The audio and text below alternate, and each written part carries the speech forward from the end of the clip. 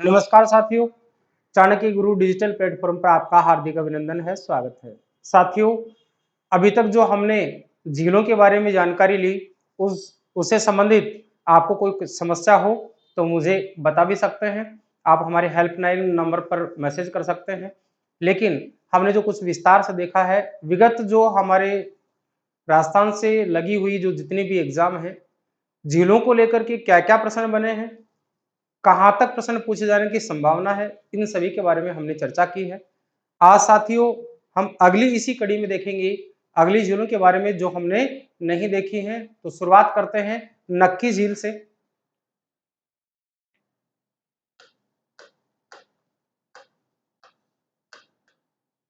नक्की झील आज की हमारी पहली झील की कड़ी में हम देख रहे हैं नक्की झील को।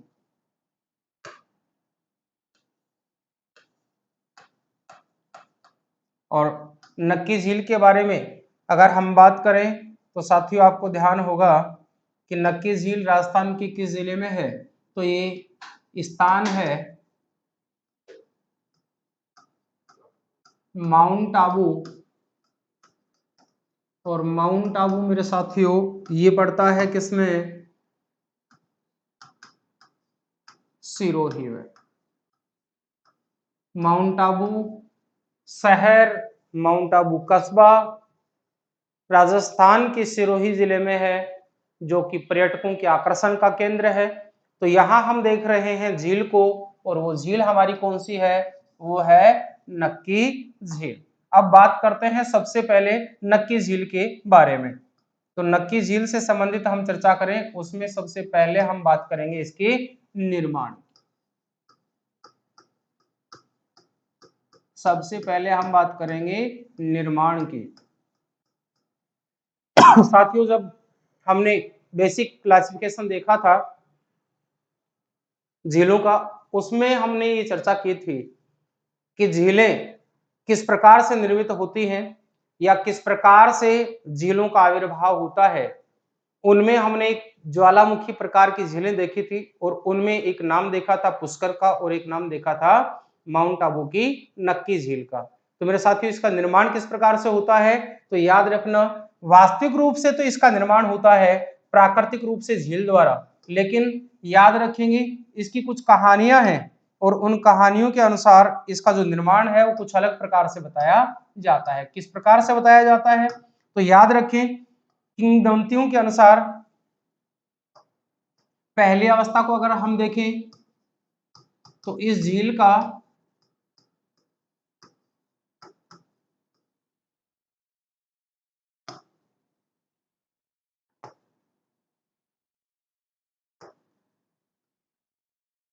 अब ठीक है,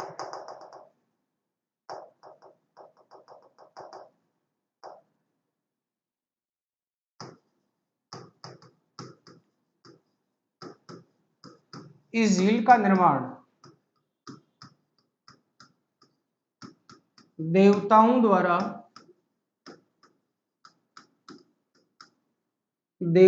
द्वारा अपने नाखूनों से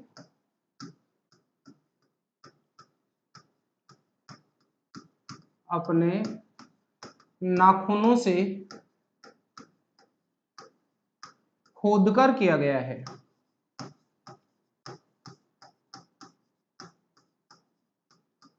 ये तो है हमारे प्राचीन तथ्य।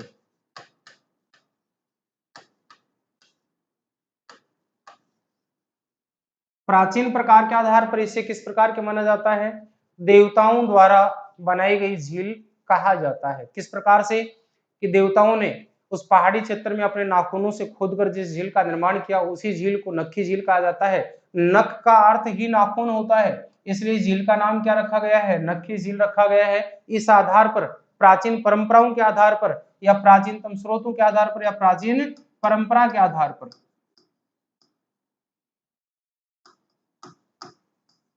प्राचीन परंपरा के आधार पर। लेकिन वास्तव में क्या है? वास्तव में इस झील को माना जाता है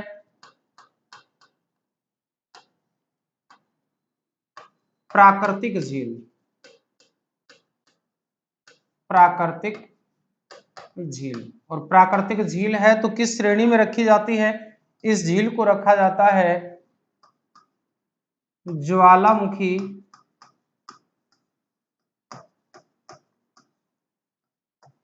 से निर्मित झील। ज्वालामुखी से निर्मित झील।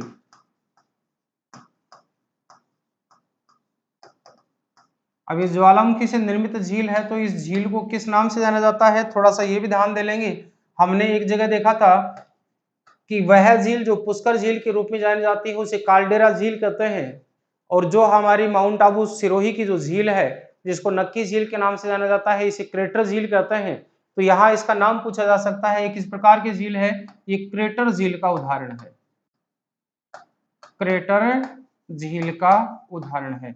ये आपके एग्जाम की दृष्टि से इंपोर्टेंट क्वेश्चन है, मोस्ट क्वेश्चन है, ध्यान देंगे। आगे अगर हम चर्चा करें तो ये गहराई के आधार पर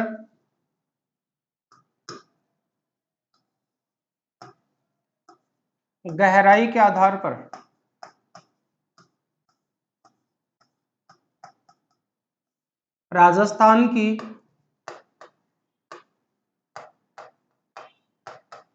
सबसे गहरी झील है। राजस्थान की सबसे गहरी झील है। अब यहां से बात आती है ऊंचाई को लेकर, तो ये भी राजस्थान की इसी झील को श्रेय प्राप्त है। राजस्थान में सर्वाधिक ऊंचाई पर राजस्थान में सर्वाधिक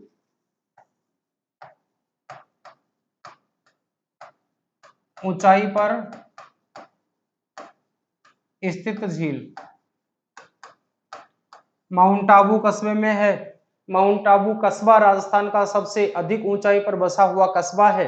इससे भी ऊपर है तो निश्चित रूप से ये सबसे ऊंची झील के रूप में जानी जाती है। दोनों तथ्य यहाँ से आपके इंपोर्टेंट बनते हैं। और यहाँ प्रश्न पूछा जा सकता है किस कस्बे के निकट पड़ती है, तो ये माउंट आबू कस्बा इसीलिए आपको बताया गया था कि माउंट आबू जो कस्बा है उसके समीप बनी हुई है। नेक्स्ट आगे हम बात करें, चलिए आगे हम देखें तो सर्वाधिक ऊंचाई पर होने के साथ साथ ये जो झील है कुछ पवित्रता के रूप में भी जानी जाती है। और पवित्रता के रूप में जब देवताओं का निवास यहाँ माना जाता था तो इस झील की स्थिति हमें कुछ विशेष तथ्यों के साथ देखने को मिलती है। तो क्या क्या स्थिति देखने को मिलती है? इसके किनारे, इसके आसपास, इसके निकट कुछ मंदिर प्रसिद्ध हैं। और यहाँ इसी माउंट आबू झील के निकट ऋषि दत्तात्रेय का मंदिर माना जाता है।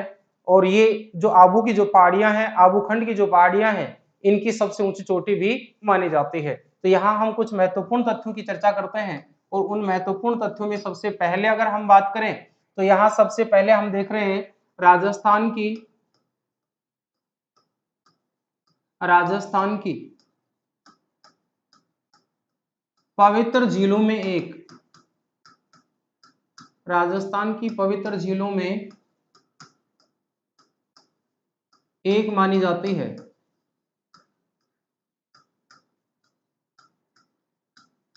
देखो जब पवित्रता की बात आती है तो हम पुष्कर झील को पढ़ते हैं, लेकिन उन्हीं पवित्र झीलों में से राजस्थान में निम्न में से कौन सी धार्मिक स्थल की झीलें मानी जाती हैं? तो उनमें से एक धार्मिक स्थल की ये झील भी मानी जाती है। तो ये पवित्र झीलों में से एक झील मानी जाती है। नेक्स्ट अगर हम बात करें तो यहाँ हम देखते हैं ग्रासिया जाति का जो कुंभ लगता है इसी झील को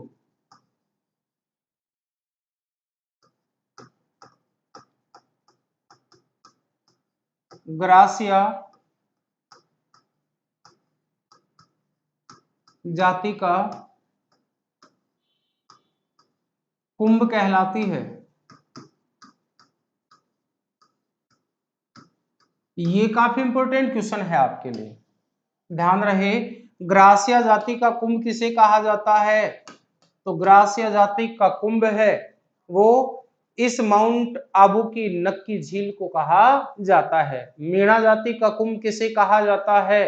तो आपको ध्यान हो सवाई माधोपुर में जो प्रमुख स्थान रामेश्वरम है, रामेश्वरम को मीना जाति का कुंभ कहा जाता है। आदिवासियों का कुंभ किसे कहा जाता है? बेणेश्वर को कहा जाता है। तो आपका इंपॉर्टेंट तथ्य आता है, ग्रासिया जाति का कुंभ किसे कहा जाता है? तो ये नक्की झील ग्रासिया जाति का कुंभ कहलाती है, या इसको हरिद्वार कहा जाता है, ग्रासिया जाति का हरिद्वार।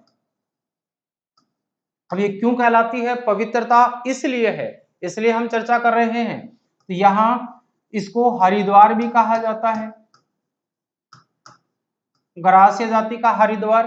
अब हरिद्वार का शब्द आते ही आपके जहन में आया होगा कि हरिद्वार की पवित्रता तो इसलिए है कि यहाँ मरणोपरांत अस्थियों को ले जाकर के विसर्जित करते हैं और ऐसा मानते हैं कि आत्मा की मोक्ष होती है यहाँ छोड़ने से। इसी प्रकार से ये जो ग्रासिया जाति है, ये अपने मृतकों की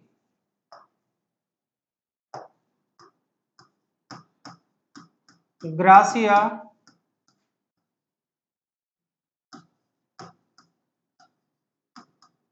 जाति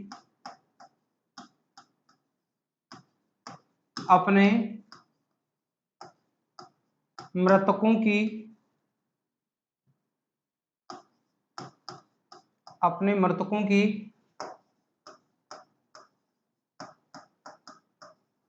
अस्थि विसर्जन का कार्य करती है। कहाँ करती है? इसी सिरोही जिले की नक्की झील में ग्रासिया जाति अपने पूर्वजों की अस्थि का विसर्जन करती है, इसलिए इसको क्या कहा जाता है? इसलिए इसको कहा जाता है इस जाति का हरिद्वार। अर्थात ग्रासिया जाति है या ग्रासिया जनजाति है, इसका हरिद्वार भी इसे कहा जाता है।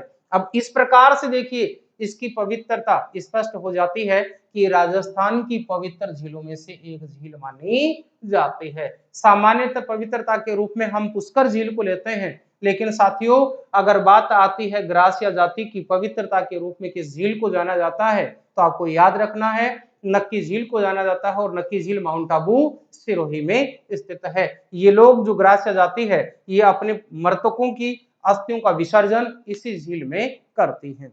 आगे बात आती है, इस झील के किनारे कुछ रोक बनी हुई हैं।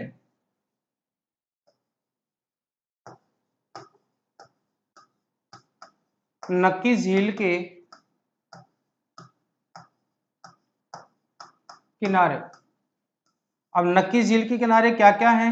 कुछ रोक हैं। रोक का अर्थ है चट्टान।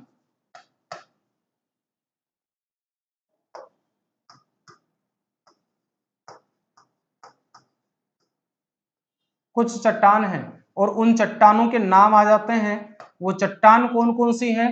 तो याद रखिए उन चट्टानों में से एक है नन रोक, नन रोक, और ये नन रोक है, इसका संबंध किससे बताया जाता है या किस प्रकार की है? आकृति इसकी कैसी है? तो नन रोक है एक महिला की आकृति में है, महिला आकृति में, महिला आकृति की चट्टान, महिला आकृति की चट्टान है। अब महिला आकृति की चट्टान है तो याद रखना किस प्रकार से है। ऐसा बताया जाता है कि पनिहारी के रूप में एक महिला के सर पर रखे हुए कुछ मटके और घूंघट निकाल करके जिस प्रकार से महिला चलती है, उस प्रकार की एक चट्टान है, और इस चट्टान को ही क्या कहा जाता है? नन रोक के नाम से जाना जाता है। अब आगे देखते हैं हम।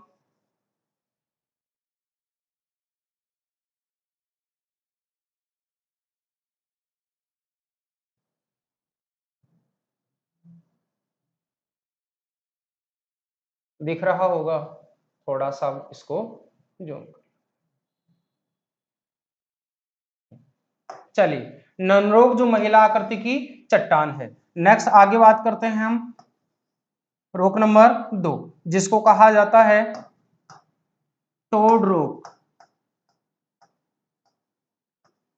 टोड रोक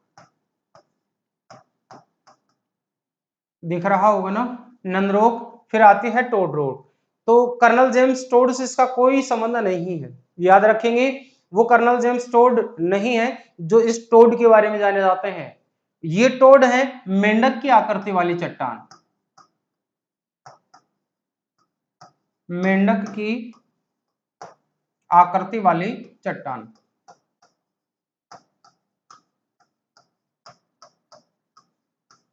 मेंढक की आकृति वाली चट्टान है, जिसे क्या कहा जाता है, टोड रॉक कहा जाता है। और नेक्स्ट हमारी जो चट्टान है वो चट्टान कौन सी है, वो चट्टान आती है कपल रॉक और Nandi rock. Couple rock, couple का अर्थ होता है जोड़ा, और जोड़े के रूप में है तो किस प्रकार की होगी, लड़का और लड़की, लड़का व लड़की के रूप में। और साथियों यहाँ एक नाम आता है नंदी रोग का,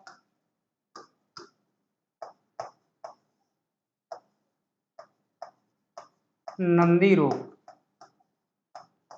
यहाँ इन तीनों के बारे में पूछा जा चुका है, ननरोग के बारे में, टोड रोग के बारे में और नंदी रोग के बारे में। अब ये भी याद रखेंगे कपल रोग क्या है, लड़का लड़की की जो आकृति की चट्टानें हैं उसको कहा जाता है कपल रोग के रूप में। और नंदी रोग क्या है, नंदी रोग है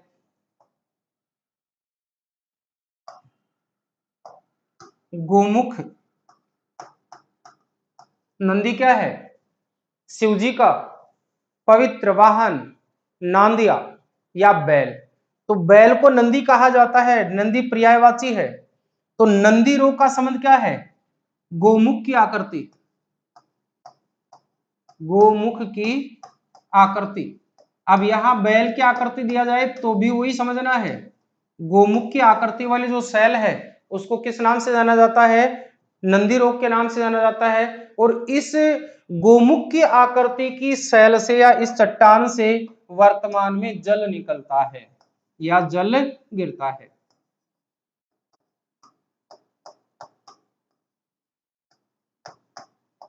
इस चट्टान से जल गिरता है, तो ये वहां आकर्षण का केंद्र है, नंदी रोग। आगे हम चलते हैं और अगले तथ्य की ओर बढ़े। देखिए मेरे साथियों यहाँ कुछ मंदिर भी बने हुए हैं, तो यहाँ प्रमुख मंदिरों की बात करेंगे, कौन कौन से यहाँ मंदिर बने हुए हैं। तो मंदिरों में सबसे पहले हम बात करें नंबर 1, इसको कहा जाता है अर्बुदा मंदिर, अर्बुदा मंदिर। अर्बुदा मंदिर है, ये अर्बुदा मंदिर है, ये पास ही की पहाड़ियों में है और इन पहाड़ियों को कहा जाता है दूध पहाड़ियां या दूध बावड़ी। यह मंदिर शक्तिपीठ के रूप में जाना जाता है, पहली सती शक्ति पीठ के रूप में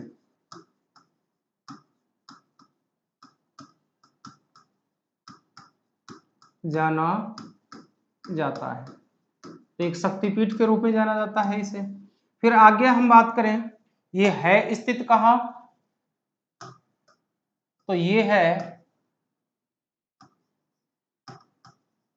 दूध बावड़ी।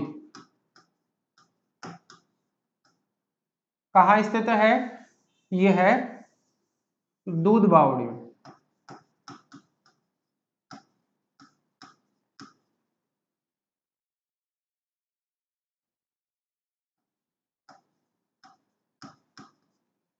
में भी जोड़ लें इसमें, दूध बावड़ी में स्थित है। पास ही इस झील के निकट ही दूध बावड़ी नामक जो पहाड़ियां हैं इसके पास ही स्थान है, वहां अर्बुदा माता का मंदिर है और अर्बुदा माता एक शक्तिपीठ के रूप में जानी जाती है और प्रमुख शक्तिपीठ मानी जाती है सिरोही जिले की अर्बुदा देवी मंदिर। यहाँ कुछ अन्य मंदिरों में मंदिर आता है दत्रा दे का मंदिर, दत्रा दे का मंदिर,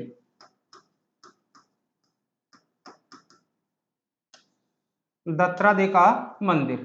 और साथियों ये जो दत्रा दे का मंदिर है ये ऋषि दत्रा दे की तपोभूमि में मानी जाती है, ऋषि दत्तरदे की तपोभूमि, ये आबू की पहाड़ियां हैं जहां ये झील बनी हुई है, तपोभूमि मानी जाती है। काफी महत्वपूर्ण है। अब यहाँ कुछ महत्वपूर्ण रूप से इसी क्षेत्र में और अवस्था पाई जाती है, और वो अवस्था क्या है? गुफाओं की अवस्था है। अगले पेज पर ले लेते हैं, प्रमुख गुफाएं।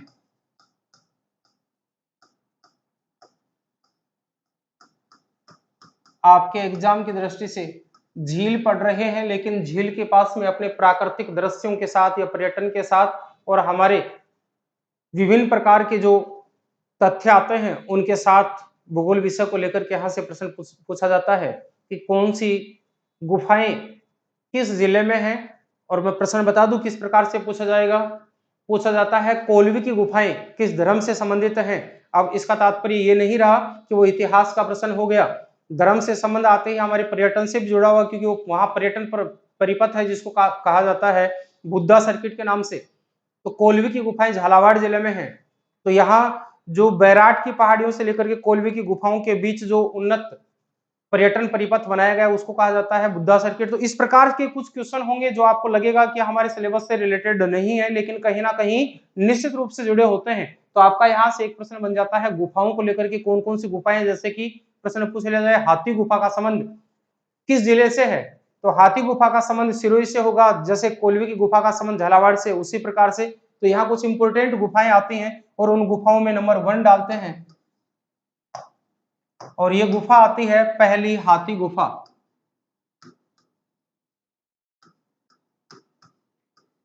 हाथी गुफा। गुफा नंबर 2 आती है चंपा गुफा।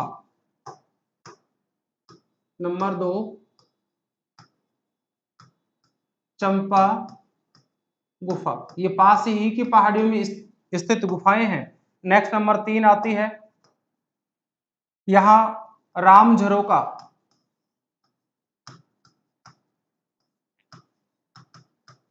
ये कोई बिल्डिंग नहीं है, ये भी गुफा है, राम झरोका गुफा।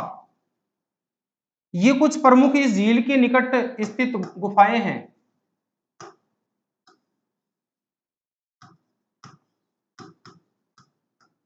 झील के निकट पहाड़ियों में स्थित गुफाएं हैं। ये काफी इंपॉर्टेंट है कि ये झीली ही के पास में स्थित जो पहाड़ियां हैं उन पहाड़ियों में स्थित गुफाएं हैं। और प्रश्न पूछा जा चुका है हाथी गुफा का संबंध किससे है। अब ये 2 गुफाएं और याद रखेंगे, चंपा गुफा और राम झरोका गुफा का संबंध भी किससे है, सिरोही जिले के माउंट आबू से है, जो कि नक्की झील के पास की पहाड़ियों में बनी हुई गुफाएं हैं। आगे हम चर्चा करें तो अगले तथ्य पर पहुंचते हैं, और अगला तथ्य है प्यारे साथियों हमारी इस झील के समीप इस झील के समीप इस झील के समीप रघुनाथ जी का मंदिर भी बना हुआ है। मंदिर भी बना हुआ है। याद रखना हमने मंदिरों के साथ ये चर्चा नहीं की है। क्यों नहीं की है? क्योंकि अभी तक यहाँ प्रश्न आया नहीं है, जो आए हुए थे वहां तक की चर्चा की है। और ये अपना इंपोर्टेंट क्वेश्चन बनता है कि रघुनाथ जी का मंदिर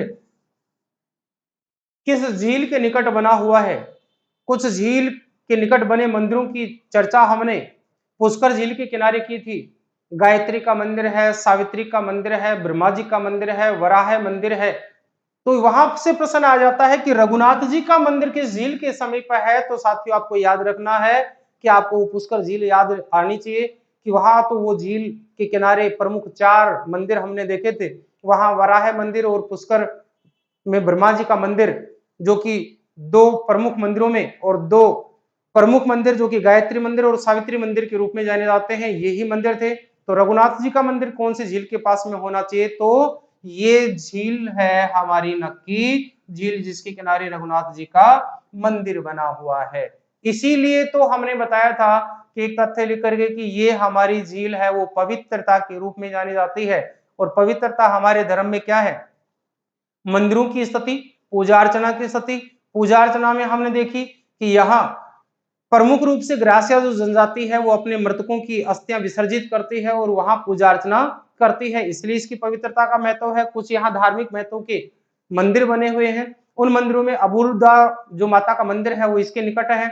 वहीं हमने देखा रघुनाथ जी का जो प्रसिद्ध मंदिर है वो भी इस झील के किनारे स्थित है। तो इस प्रकार से हमारी ये झील होती है कंप्लीट, जो कि माउंट आबू की नक्की झील जो मीठे पानी की झील मानी जाती है। गहराई के साथ ऊंची झील है, ऊंचाई के साथ ऊंची झील है।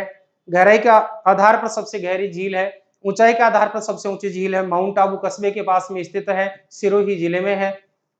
प्राकृतिक दृश्य के लिए जानी जाती है।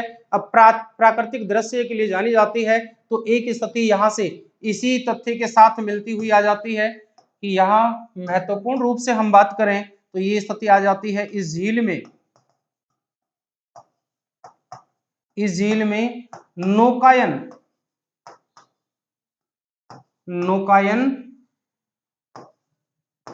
होता है या बोटिंग का लाभ उठाया जा सकता है, नाव चलाने का लाभ यहाँ उठाया जा सकता है। तो प्रमुख रूप से राजस्थान की प्रमुख झील मानी जाती है।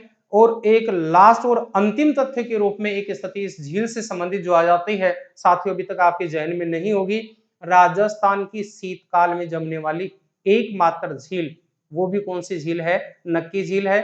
ऊंचाई पर स्थापित होने के कारण तापमान 0 डिग्री सेंटीग्रेड ऐसे नीचे चला जाता है, जिसके कारण से झील का जो ऊपरी पानी है या ऊपरी जो भाग होता है कुछ पतली परत के रूप में बर्फ आवरण से ढक जाता है। तो इसलिए ये भी प्रश्न अगर पूछ लिया जाए कि शीतकाल में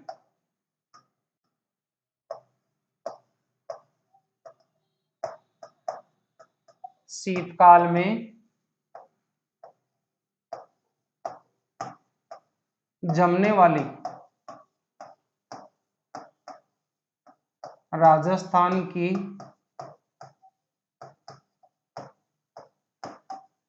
एकमात्र झील जो कि कौन सी झील है? नक्की झील है।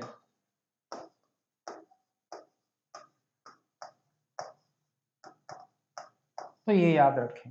ये तो थी हमारी नक्की झील तक की स्थिति। अब आगे हम देखेंगे हमारी अगली झील की कड़ी को, और अगली झील है सिल्लीसैड झील।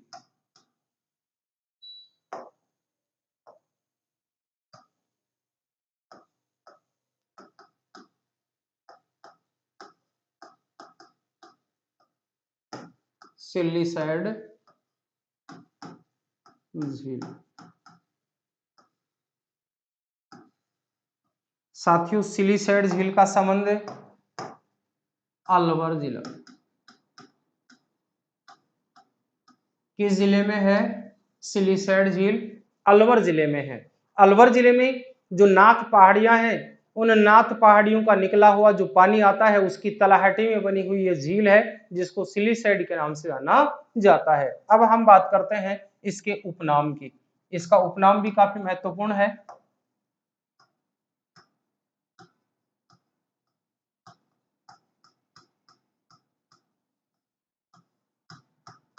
सोचिए मेरे साथियों, इस झील को किस उपनाम से जाना जाता है? आपके जहन में आया होगा कि सर इसे राजस्थान का नंदन कानन कहा जाता है। बिल्कुल इंपॉर्टेंट क्वेश्चन है, आपके एग्जाम की दृष्टि से इंपॉर्टेंट है। इस झील को किस अन्य नाम से जाना जाता है या उपनाम से जाना जाता है? तो इस झील को राजस्थान का नंदन कानन कहा जाता है। राजस्थान का नंदन कानन कहा जाता है। राजस्थान का नंदन कानन कहा जाता है। उपनाम क्या है? नंदन कानन है। नेक्स्ट हम बात करें अगले तथ्य की। तो साथियों, इस झील के बारे में कहा जाता है किस प्रकार की झील होगी, कृत्रिम होगी या प्राकृतिक होगी? तो अभी हमने चर्चा की पहाड़ियों की तलहटी में बनी हुई सौत झील है, तो इस झील को कहा जाता है प्राकृतिक झील, अर्थात इसका निर्माण नहीं करवाया जाता। कई कई जगह आपने देखा होगा कि विनय सिंह द्वारा इसका निर्माण करवाया गया है। साथियों, विनय सिंह द्वारा महल का निर्माण करवाया गया है, न कि झील का निर्माण करवाया गया है। तो यहाँ से इंपोर्टेंट तथ्य आपका बन सकता है कि निम्न में से कौन सी एक प्राकृतिक झील का उदाहरण है।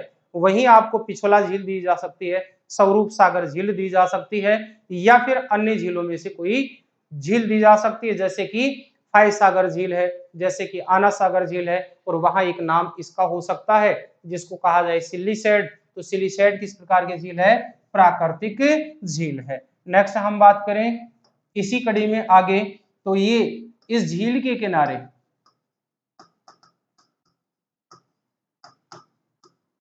इस झील के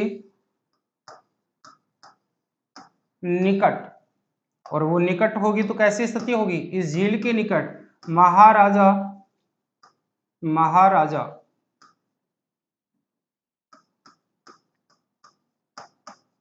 महाराजा विनय सिंह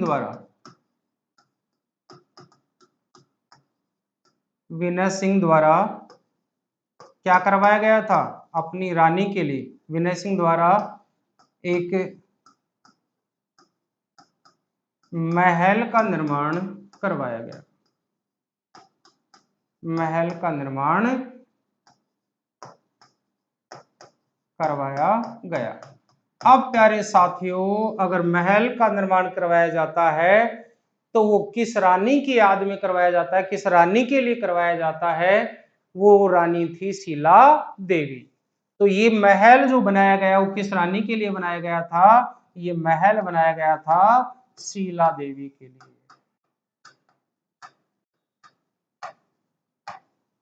शीला देवी की याद में। और इस महल को अगर नाम पूछ लिया जाए कि इसको किस नाम से जाना जाता है, तो शीला देवी की याद में जो बनाया गया ये महल था, इस महल को जाना जाता है शीश महल। ये तीनों ही प्रश्न इतिहास की दृष्टि से इंपॉर्टेंट है कि किसके द्वारा महल का निर्माण करवाया जाता है सिलीसेड झील के किनारे। तो इसके निकट विनय सिंह द्वारा अपनी शीला देवी जो रानी थी उसकी याद में महल का निर्माण करवाया, और इस महल को कहा जाता है शीश महल। तो शीश महल का निर्माण विनय सिंह द्वारा सिलीसेड झील के किनारे करवाया जाता है। अब आगे हम बात करते हैं इस झील से ही जुड़े हुए, इस विनय सिंह से जुड़े हुए तथ्यों की बात। और जो वर्तमान में ये शीश महल है, ये शीश महल क्या हो चुका है? एक होटल में बदल चुका है। और वो होटल में बदल चुका है तो वो भी संचालित किससे हो रहा है? आरटीडीसी से संचालित हो रहा है, अर्थात अपने पर्यटन विभाग द्वारा इसका संचालन किया जा रहा है। और इस झील को भी मैंने जब वहां बताया था कि जब हमने उदयपुर की झीलों के बारे में चर्चा की थी तो मैंने कहा था एक झील और भी आएगी जिसमें होटल लेक पैलेस के नाम से संचालित है, तो वहां हमने चर्चा की थी सिल्लीसेड की। तो साथियों, वही ये सिल्लीसेड झील है जिसमें होटल लेक पैलेस है। तो ये वर्तमान में शीश महल है, ये क्या कर दिया गया? होटल लेक पैलेस में बदल दिया गया। हम बात करते हैं शीश महल की। शीश महल वर्तमान समय में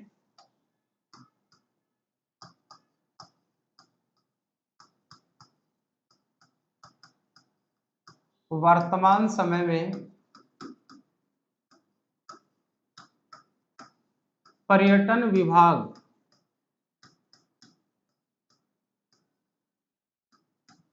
द्वारा इसे आरटीडीसी होटल के रूप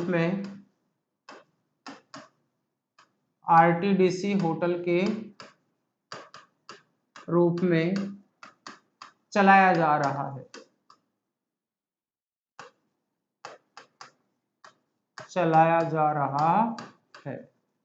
तो ये वर्तमान समय में क्या है? एक आरटीडीसी होटल के रूप में संचालित है। और इस झील के किनारे ये जो महल बना हुआ है, इसको वर्तमान में इस होटल को किस नाम से जाना गया? ये जो होटल है आरटीडीसी होटल, इसको hotel lake palace, hotel lake palace के नाम से जाना जाता है। ये काफी इंपॉर्टेंट है। आरटीडीसी द्वारा जो संचालित होटल है उसको वर्तमान समय में किस नाम से जाना जाता है? होटल लेक पैलेस के नाम से जाना जाता है। अब इसमें भी नाव संचालित होती है, तो नौका विहार के लिए अर्थात सिल्लीसाइड झील,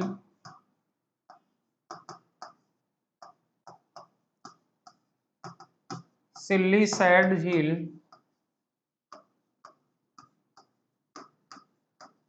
नौका विहार के लिए भी जानी जाती है। नौका विहार के लिए भी जानी जाती है, अर्थात इसमें नाव चलती है, और नाव चलती हैं तो प्यारे साथियों ये सुंदर प्राकृतिक दृश्य के लिए जानी जाती है। इसी के पास में एक अभ्यारण्य बना हुआ है जिसे कहा जाता है सरिस्का अभ्यारण्य।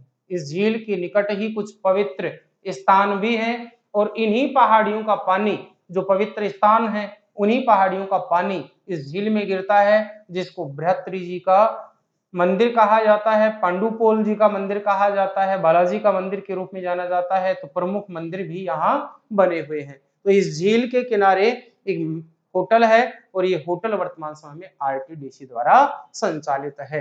अब इस होटल को जो बदला जा चुका, इसको कहा जाता है विनय विलास, या ये नाम दे दिया जाए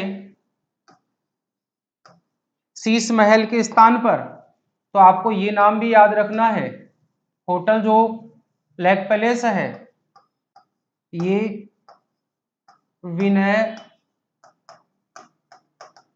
विलास के नाम से जाना जाता है। जिसको होटल लेक पैलेस कहा जाता है वो विनय विलास है। विनय सिंह द्वारा अपनी रानी शीला देवी की याद में बनाया गया जो महल था, उस महल को वर्तमान समय में होटल में बदला जा चुका है, जो कि होटल लेक पैलेस कहलाता है। ये कौन सा महल या कौन से नाम से जाना जाता है? विनय विलास के नाम से जाना जाता है। जिस शीश महल को शीश महल कहते हैं उसी को विनय विलास के नाम से भी जाना जाता है। तो विनय सिंह द्वारा इसका निर्माण करवाया गया था। आगे हम चर्चा करते हैं अगली हमारी झील कड़ी को, और अगली हमारी जो झील कड़ी है वो होगी प्यारे साथियों गैब सागर झील। गैब सागर झील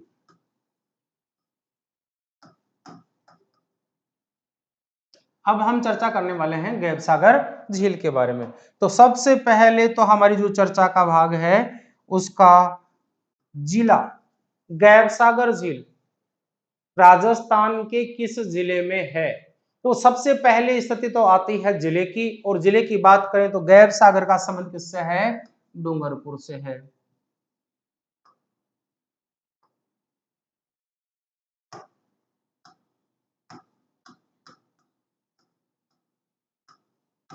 गैब सागर झील जिला डूंगरपुर है।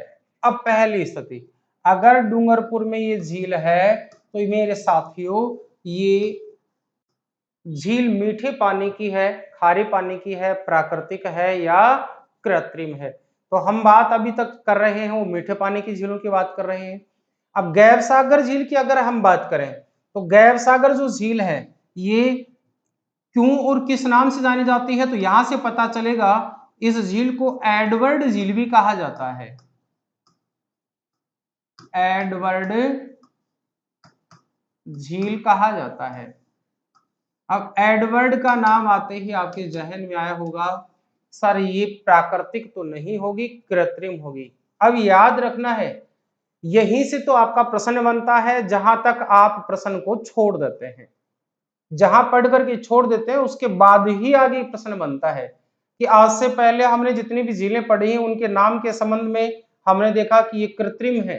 यहाँ गैब सागर जो झील है डूंगरपुर में, ये नाम ही केवल एडवर्ड झील के रूप में है, लेकिन ये प्राकृतिक झील मानी जाती है। तो ये एडवर्ड झील केवल नाम दिया गया है, और इस झील को किस प्रकार की श्रेणी में रखा जाता है? सॉरी ध्यान रखना, इस झील को कृत्रिम नहीं, प्राकृतिक न मान करके कृत्रिम झील, बिल्कुल कृत्रिम झील,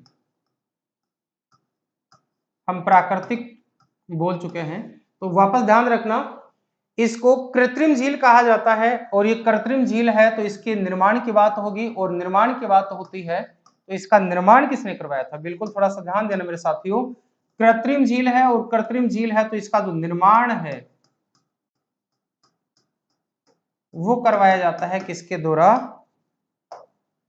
गैरसागर झील का निर्माण गोपीनाथ द्वारा,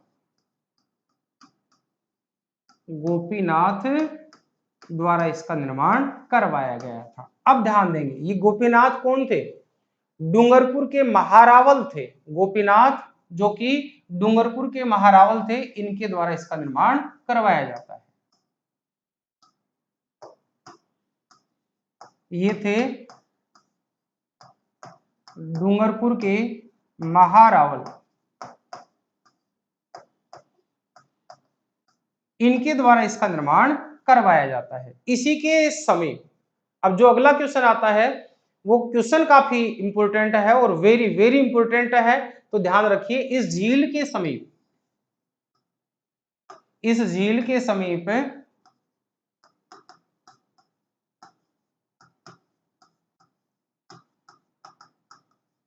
इस झील के समीप क्या है?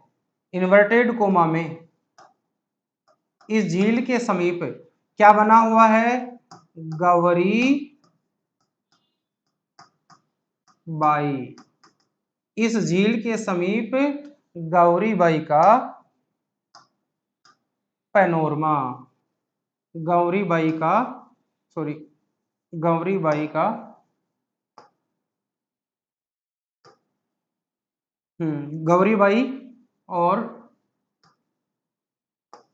भील बाई, अलग कलर से लिख देता हूं,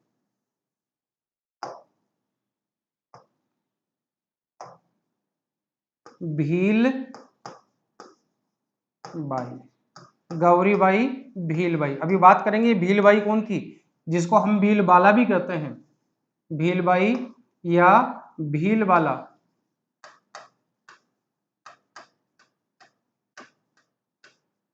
अपने गुरु को बचाने के लिए जिसने अपने प्राण उत्सर्जित कर दिए, प्राण न्योछावर कर दिए, वो थी ये भील वाला।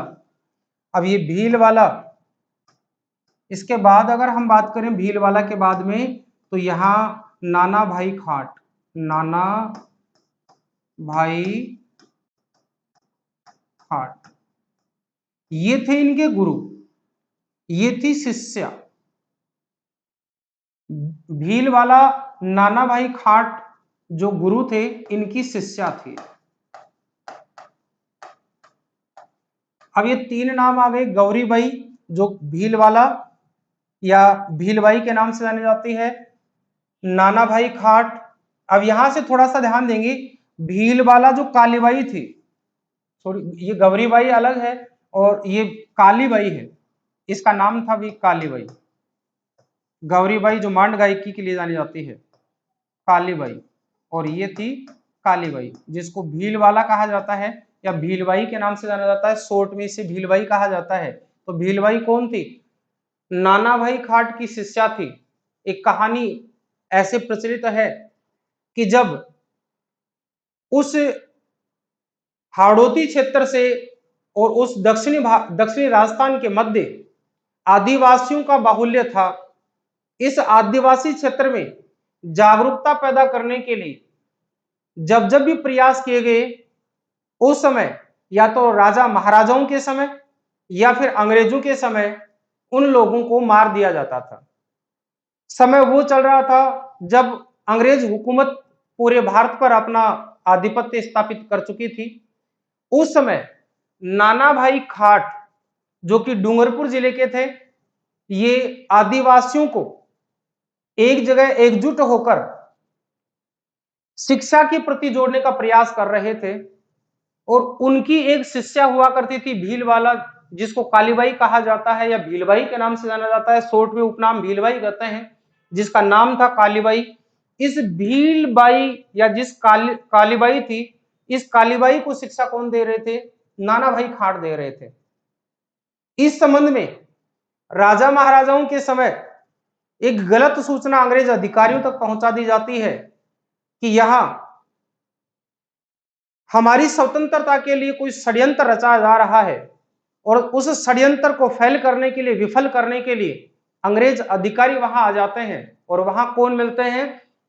शिक्षा देते हुए नाना भाई खाट मिलते हैं। लेकिन उस समय ये भीलबाई, जो कालीबाई के नाम से जानी जाती है या कालीबाई थी, ये उस समय अनुपस्थित थी। जब अंग्रेज अधिकारियों द्वारा नाना भाई खाट को रस्सी से बांधकर गाड़ी के पीछे खींचा जा रहा था, उस समय रास्ते में ये कालीबाई आती है और कालीबाई को पता चलता है कि गुरुजी को अंग्रेज यहां घसीटते हुए ले जा रहे हैं। इसके हाथ में एक धारदार हथियार के रूप में दराती थी, और उस दराती से उस रस्सी को काट देती है। और रस्सी से काटने के उपरांत ये नाना भाई खाट तो गाड़ी से अलग हो जाते हैं, लेकिन अंग्रेज अधिकारियों द्वारा, अंग्रेज सैनिकों द्वारा गोली चला दी जाती है, जिसमें किसकी मृत्यु हो जाती है? कालीबाई की मृत्यु हो जाती है। ऐसा सुंदर उदाहरण जो अपने गुरु के लिए शिष्य की प्राण उत्सर्जन का या प्राण न्यौछावर करने का ऐसा बेहतरीन उदाहरण और कोई नहीं मिल सकता।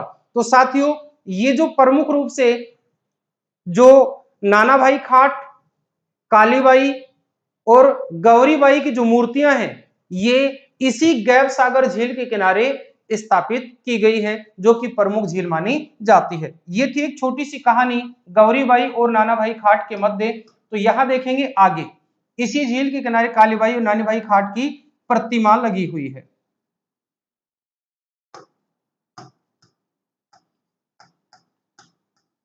प्रतिमा लगी हुई है, ये काफी इंपॉर्टेंट है। अब यहां ध्यान देंगे, ये घटना कब की थी?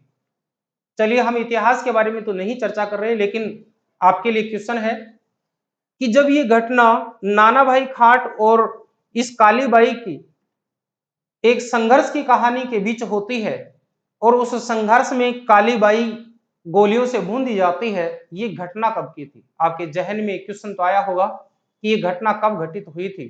तो साथियों, मैं इसका आंसर भी बताऊंगा, एक बार के लिए सोचिए कि ये घटना कब घटी थी।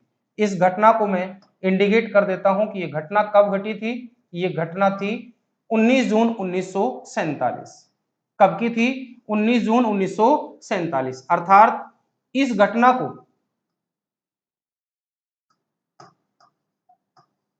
19 जून 1947 को अंजाम दिया गया की घटना मानी जाती है। और इस स्थिति में इस शिष्या की मृत्यु हो जाती है। ये जो शिष्या थी, इस घटना में मृत्यु हो जाती है। इसकी मृत्यु हो गई। साहब, यहां इसकी कहानी हो जाती है पूरी। किसकी? इस कालीबाई की या भीलबाई की, या भील बाला जिसको कहते हैं। बाला वहां बालिका को कहा जाता है, आदिवासी क्षेत्रों में बाला बालिका को कहा जाता है। तो भीलों में प्रमुख बालिका थी, इसलिए इसको शॉर्ट नाम भीलबाला से या भीलबाई के नाम से जाना जाता है। और इसका नाम क्या था? कालीबाई। तो गौरीबाई की मूर्ति या प्रतिमा, कालीबाई की प्रतिमा और नाना भाई खाट की संयुक्त एक साथ 3 प्रतिमाएं किस झील के किनारे स्थापित है, किस जिले में लगी हुई है? तो डूंगरपुर में गैर सागर, जो मीठे पानी की झील है, इसके किनारे स्थापित की गई है। ये थी हमारी इसी के किनारे स्थापित प्रतिमाओं की बात। और अब हम कर लेते हैं एक छोटी सी बात और। यहां देखिए, इस स्थान पर एक पैनोरमा और बन रहा है, और ये पैनोरमा किसका पैनोरमा है जो यहां बनेगा? तो याद रखिए, यहां कालीबाई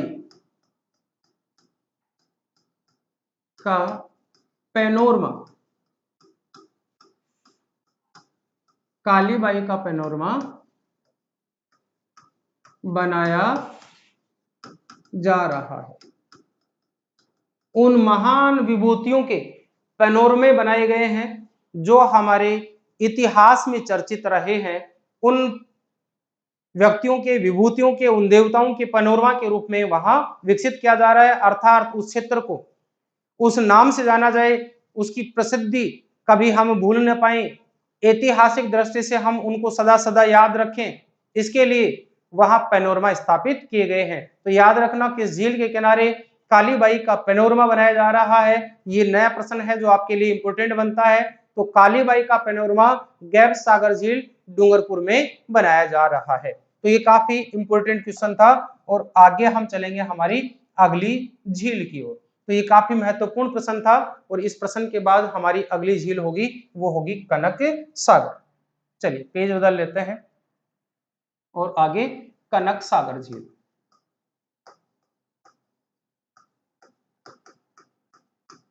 कनक सागर झील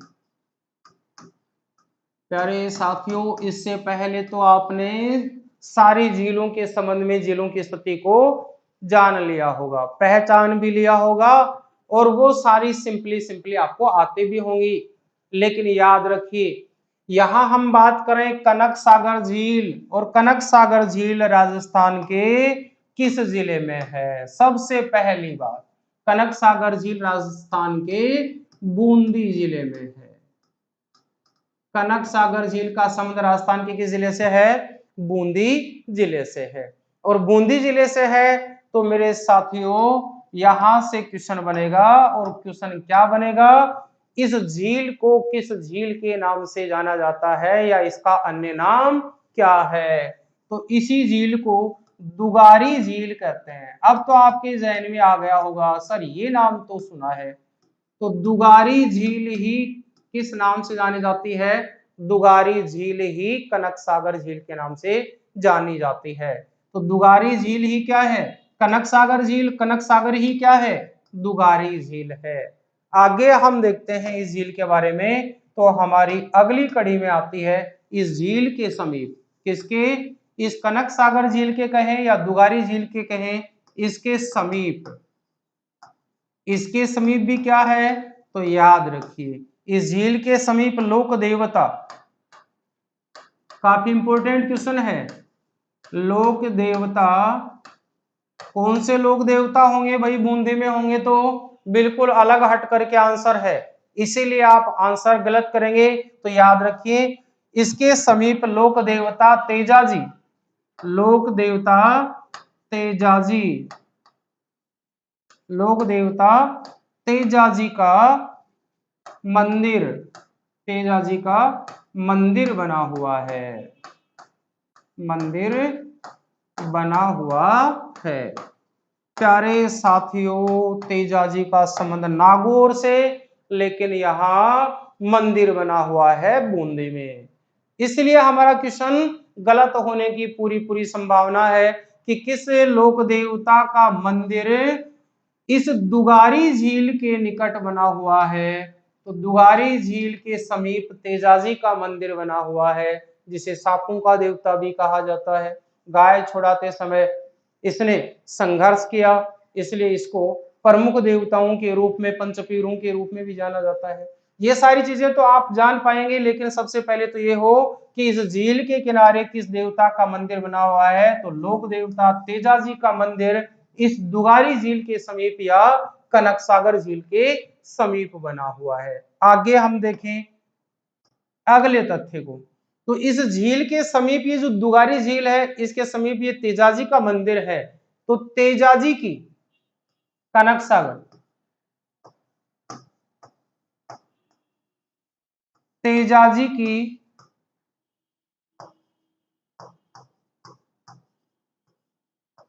पवित्र झील का संबंध दुगारी झील है। संबंध कौन सी झील मानी जाती है? दुगारी झील मानी जाती है। प्यारे साथियों ऐसा बताया जाता है कि तेजाजी ने अपने इस संघर्ष में, अपने जो भी संघर्ष की कहानी में, जब राजस्थान से कई स्थानों तक ये अपनी इस प्रचार के माध्यम से या अपने इस ख्याति के माध्यम से जहां जहां भी गए हैं, रात्रि विश्राम उन्होंने कहां जाकर के किया था? दुगारी झील के किनारे किया था। और इस एकमात्र झील है जहां पर रात्रि विश्राम का उल्लेख मिलता है कि तेजाजी अपने जीवन काल में दुगारी झील के किनारे रात्रि विश्राम करते हैं। इसलिए तेजाजी की पवित्र झील होने का गौरव किसे प्राप्त है? इस दुगारी झील या कनक सागर झील को प्राप्त है। ये थी हमारी यहां तक की कहानी। अब आगे की कड़ी में हम देखेंगे राजस्थान की झीलों की अगली कड़ी को। तब तक के लिए नमस्कार, धन्यवाद।